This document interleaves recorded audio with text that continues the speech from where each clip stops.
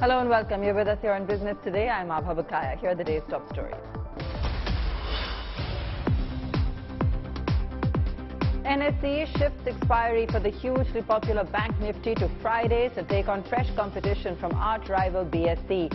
Analysts say the move could rein in volatility in markets and spread expiry shocks.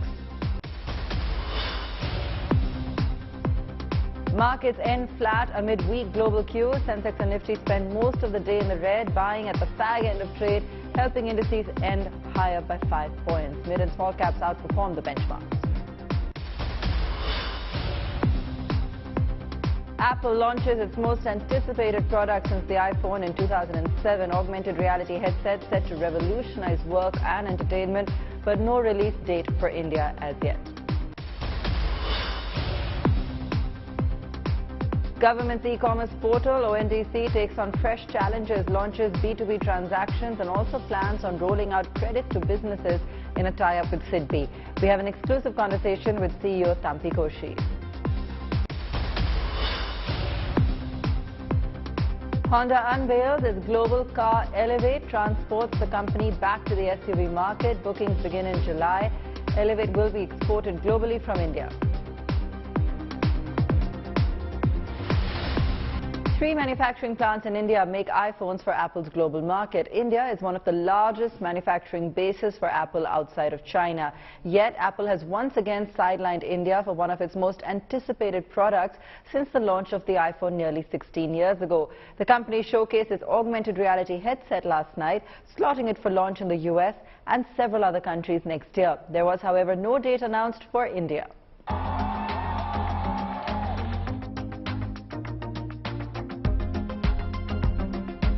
For a man who spent nearly a week in India a couple of months ago, opening 2 flagship stores, meeting developers, visiting schools, meeting industry tycoons, meeting politicians, even Prime Minister Narendra Modi, India is still not a top priority for Apple CEO Tim Cook. Last night, Cook revealed Apple's most anticipated product since the iPhone in June 2007. The VR/AR headset will hit the market next year in stores across the US and several other countries. There is no word when the gizmo will be available in India. In the Apple CEO's own words, the headset is profound technology. I believe that augmented reality is a profound technology. Blending digital content with the real world can unlock experiences like nothing we've ever seen. So today, I'm excited to announce an entirely new AR platform with a revolutionary new product. And here it is. The Apple Vision Pro costs a bomb. The prices will start at $3,499 or nearly 3 lakh rupees. Apple said that users of the Vision Pro will be able to select content inside the goggles with their eyes, tap their fingers together to click and gently flick to scroll, while also using a 3D camera and microphone system to capture videos and pictures that can be viewed in 3D later. In its most visually striking feature, the device also has an exterior display that shows the user's eyes to people in the outside world. With Vision Pro, you're no longer limited by a display. Your surroundings become an infinite canvas. Use your apps anywhere and make them any size you want. Capture photos and videos and relive your most important memories in an entirely new way. Watch your movies, shows, and sports, and immerse yourself in games on a giant screen surrounded by spatial audio. And connect with people as if you're sharing the same space. The headsets were the star attraction at the Apple Park after the official presentation ended. Tech analysts and hardened reporters going gaga over the headsets. Though the extra battery pack and the thought of lugging it around was a dampener, there was general consensus that Apple had not only met but exceeded expectations with the Vision Pro. The price point is still a price point that it's hard to justify at a mass market, but from an early adopter perspective, it's certainly a price point that when you look at the return on investment that you have from the device is definitely possible. And I thought what was interesting and different for Apple was to actually start talking about the device from an enterprise perspective first and then bring it to the consumer. We never seen Apple do that before with any product. Ignored amidst the excitement around the headsets was the launch of the new 15-inch MacBook Air and the new spruced-up Mac Studio. The new feature-packed iOS 17 and macOS Sonoma with several upgrades were also on display with a release date of October. Bureau Report, Business Today TV. The Apple Vision Pro launch comes just after the Mark Zuckerberg-owned Meta showed off its Quest 3 VR headsets. Comparisons are obvious, especially given that the Apple product costs 7 times as much as the latest Meta headset. Here's a look at how the two stack up against each other.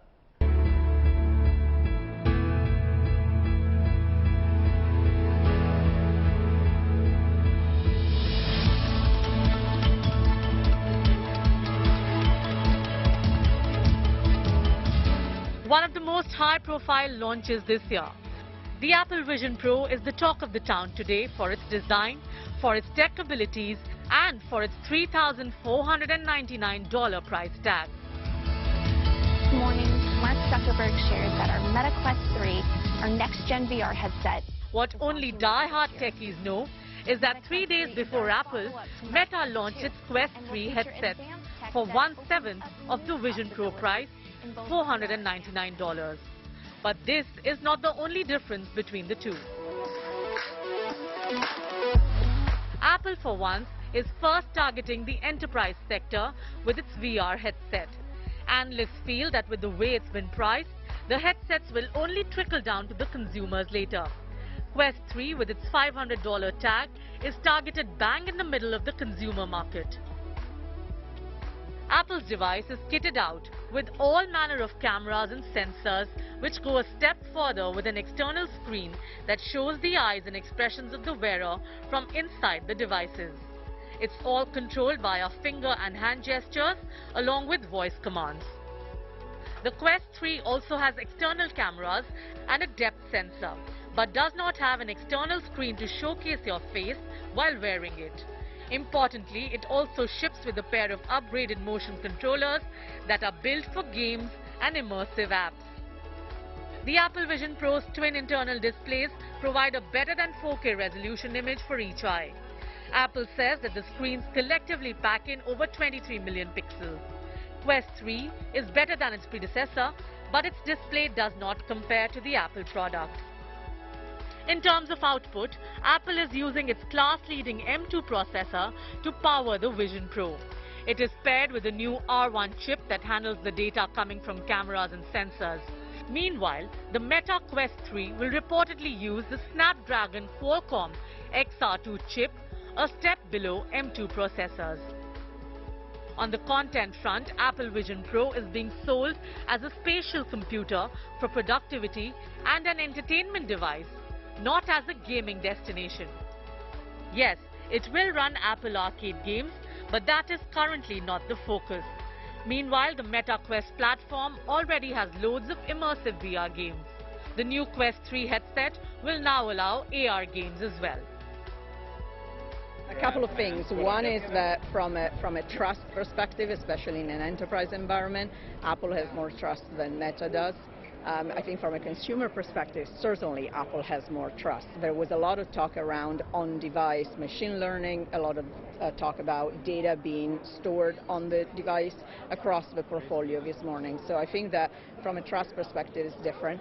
I also think that Apple has something that Meta doesn't have, and it's all the people that are here today for the developer conference. You know, how engaged this developer community is and how they have learned to work with Apple to go from device to device and bring their apps and being supported doing that, I think is another key differentiator. There is also the Apple ecosystem. Apple Vision Pro plugs into the vast world of iOS apps and can connect with the Mac to access that content. Meta's platform clearly doesn't have that advantage. Bureau Report, Business Today TV. Domestic markets were able to recover from an early fall and ended flat amid mixed cues. Notionally, headline indices were able to extend their gains for a third session. Sensex and Nifty both posting just nominal gains. Top gainers today: Ultratech, Divi's Lab, Kotak Mahindra Bank, Grasim and Tata Motors. On the downside today, Tech Mahindra, Infosys, in fact an IT kind of day across the board, TCS, Wipro and then ONGC. The NSE has shifted the Bank Nifty F&O expiry to Friday from Thursday with effect from 7th of July. The move comes just days after the BSE relaunched its Sensex and BankX derivative contracts that expire on Friday. BSE has been gaining ground on NSE derivatives because of its lower charges. With this, NSE's Nifty Financial Services expiry will be on Tuesday. Midcap Select on Wednesday and Nifty 50 on Thursday. The Bank Nifty on Friday. My colleague Sakshi Batra spoke to market analysts Amrish Baliga and Shailendra Bhatnagar to discuss the reasons and also the impact of this move. For traders, this is a golden opportunity again. As you know, about 10 days ago, the Bombay Stock Exchange launched its weekly Sensex futures and options which expire on Friday.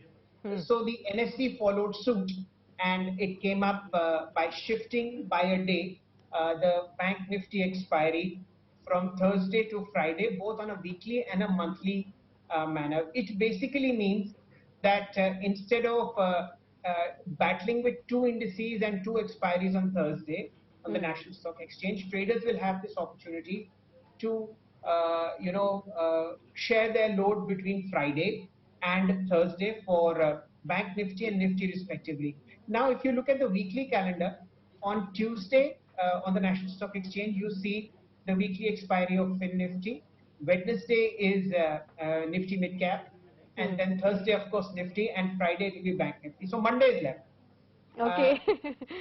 Please be absolutely ready and tighten your seat belts, Sakshi. You will see very high volumes coming on the National Stock Exchange platform very soon, and you not only have weekly and monthly index options which you are there, but you will also have weekly stock futures and options expiries coming in the not too recent future. So the battleground has been laid and prepared for the NSE's IPO, and it's a good move. It will help traders reduce their workload on Thursday, make Friday a little more attractive, and they sharpen their trading apparatuses. No, I mean, I suppose this will surely increase the volatility to a certain extent, because it's expected that both the exchanges will have the same day, but now it's going to be a different day. There could also be an opportunity of arbitrage. So people may possibly sell on BSE, buy on NSE. I mean, that sort of arbitrage which was there earlier, even that I think is very much possible. So I think we'll have to just wait and watch, but surely volatility is surely going to increase. Okay, and the volumes for the markets, is that also going to go up? Volumes, I mean, I would, possibly on the BSE where the volumes are lower, I think they could possibly gain a bit because of this move. So it's much possible that the volumes on BSE F&O could actually go up. We take a break. When we return, a 10 lakh rupee insurance for just 35 paise and an exclusive conversation with the Ondc CEO. You probably didn't know this, but you can buy insurance for your train journeys at just 35 paise. The recent railway accident horror in Balasore has put the spotlight on an insurance scheme being offered by IRCTC.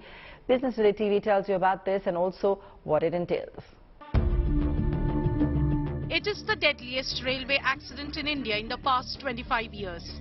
The collision between 3 trains left nearly 300 people dead and many more struggling to get their lives back on track. The Balasore horror has also brought the spotlight back on one of the forgotten insurance schemes of Indian Railways, which provides claims of as much as 10 lakh rupees for a premium of just 35 paise. When you book a ticket on the IRCTC website, you get an option of clicking on travel insurance. The insurance premium amount is just 35 paise, but it gives you several benefits for the trip. In case of death, the insurance payout is 10 lakh rupees. Is the same amount for permanent total disability. In case of permanent partial disability, the payout is 7.5 lakh rupees. The scheme also covers hospitalization expenses of up to 2 lakh rupees and 10,000 rupees for transfer of mortal remains. Importantly, the insurance payout is the same for all, irrespective of class of travel. Also, the policy covers injuries which result in death or permanent disabilities within 12 months of the accident. There are, however, some things to remember when claiming the insurance benefits. The claim has to be submitted either at a post office or the insurer office within 4 months of the railway accident. There can be no claims beyond a year of the expiry of policy. This has to be accompanied by all relevant documents, the absence of which could get your claim rejected.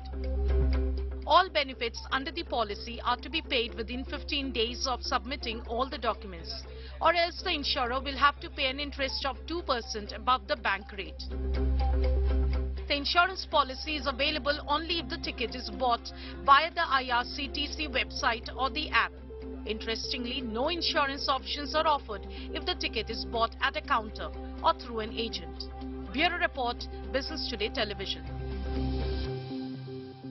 The 50th Goods and Services Tax Council meeting will be held later this month. According to Finance Ministry sources, the meeting will consider clearing the GST Appellate Tribunal, which will deal with tax disputes and lessen the burden on the highest judiciary. The constitution of GSTAT has been pending since the launch of GST. The meeting is also expected to consider taxation on online gaming. BTTV's Karishma Sudani has more on this. Well, absolutely right. The 50th GST Council meeting is likely going to be by the end of this month, and government is big on its agenda of finally giving approval to GSTAT, which is the GST Appellate Tribunal, which has been under deliberations for quite long. In fact, it was in the month of March that Finance Bill amendments had also given a go to the formation of GSTAT. Government will now be taking it up in the next GST Council meeting. This will definitely lessen the load on higher judiciary and will help in easy solving of tax disputes that are existing, particularly related to the indirect taxation. Now, government is also keen to take up the online gaming report, but they're also waiting to have a word with the Ministry of Electronics IT, that is METI, in order to discuss the difference between skill gaming and chance gaming. In terms of rate rationalization, it is unlikely that the government will take up anything until next Lok Sabha elections in May 2024, but government may soon do a meeting in order to appoint the new chairman for the group of ministers on rate rationalization. That could also be a part of the 50th GST Council meeting, likely to happen before the end of this month. All right, so let's take a look at what else is making news in the corporate world. Bajaj Finserv has announced the launch of its new mutual fund business, Bajaj Finserv Mutual Fund. The company said it can launch 7 types of funds. To begin with, Bajaj will launch a set of fixed income, liquid overnight and money market products to cater to the institutional segment and company treasuries. These products will start rolling out in the next 30 days. According to reports, Go First has sought approval from DGCA to restart operations with 22 aircrafts in the next 5 months. The airline said it has sufficient staff to restart flights, and it aims to start military charter flights first and then eventually commercial flights. Aditya Birla Group has entered branded jewellery business with an investment of 5,000 crore rupees. The business will be housed in a new venture known as Novel Jewels. With this investment, Aditya Birla Group will compete with Tata Group's Tanishq and Reliance Jewels. As per a study by Google, Temasek and Bain, the Indian B2B sector is set to grow up to 14 times by 2030. This is great news for the Indian government's e-commerce network ONDC, which is vying for a slice of this pie. ONDC has now enabled B2B transactions and also plans on rolling out credit to businesses with the help of SIDBI. Business Today TV's Akanksha Chaturvedi caught up with CEO Tampi Koshi to understand the network's plan around expanding logistics, raising funds and entering services. Could you tell our viewers a bit about what this new development has been and how it might help in aiding the number of transactions going up on the network? As you are aware that Open Network for Digital Commerce started a year ago, and while we have ambitions for bringing every component of transaction in this network, we wanted to go it step by step. So first we did B2C, and there again we started with grocery and food, and remaining many of the segments has been added. And we also understand that there is a significant amount of large number of small and medium enterprises who are not just doing B2C, but they also have a lot of B2B transaction, where they're currently very limited.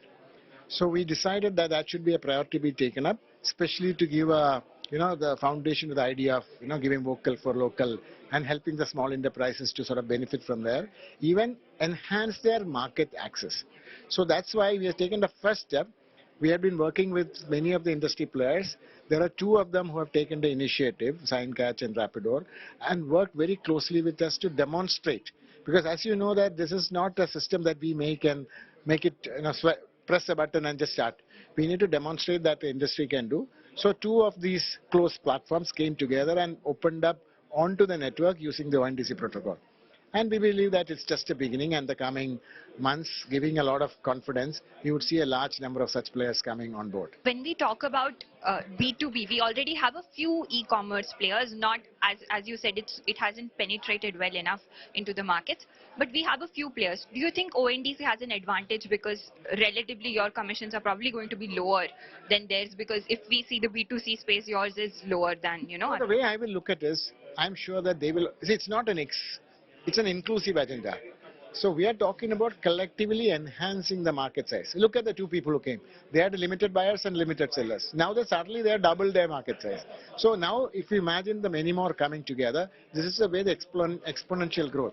And as the JS explained earlier, that we are going to see people making profits with a large volume of transaction, not just because they have large margins from very few people. So we are essentially opening up that possibility. All right, sir. One last question for you. Sir, there has been this, there's a challenge that, even you've spoken about before, that onboarding sellers and onboarding buyers. Do you think with B2B you will have more sellers coming in now that, they are like, okay, B2B works for us, maybe we could try B2C as well? No, I'm sure that they will come. Some of the producers have some of the kind of products, they will say, okay, I can make it available to the retail chain. And also probably I might be able to provide some amount of B2C, the sales, because the large network gives this possibility. So we expect this kind of innovation happening and supply chain getting completely changed, with nobody getting excluded, with the small and medium enterprise and the Kirana shop getting more and more empowered and not lose their possibilities. So that's a kind of explosion of possibilities that I will say. And sir, how are you going to plan? How do you plan on expanding your logistics in Tier 2, Tier 3 cities? Are you planning on onboarding a few more logistic players? No, we will be working. In fact, like I said, for the B2B and B2C, we will be working on a lot of specialized agency, including India Post. They are almost at the verge of integrating with us. Maybe in the next couple of months they will do.